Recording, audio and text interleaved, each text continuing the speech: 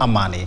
Naam, tuanze na taarifa ya vipunde kuhusu mabadiliko katika baraza la mawaziri, ambapo Rais William Ruto amefanya mabadiliko katika baraza lake la mawaziri. Katika mabadiliko hayo, Rais William Ruto amemteua Hannah Wendoti Cheptumo kuwa waziri wa jinsia.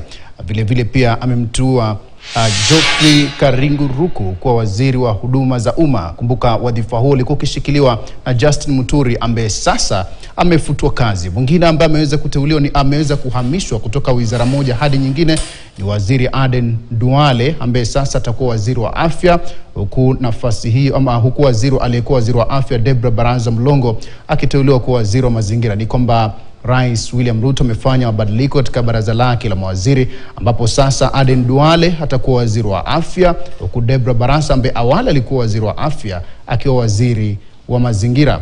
Kwingine ni kwamba Hannah Cheptumo atakuwa waziri wa jinsia, kisha Geoffrey Ruku akichukua nafasi ya Justin Muturi ambaye sasa amefutwa kazi. Na mabadiliko hivi karibuni zaidi ya baraza la Rais William Ruto ambaye amefanya mabadiliko hayo leo hii.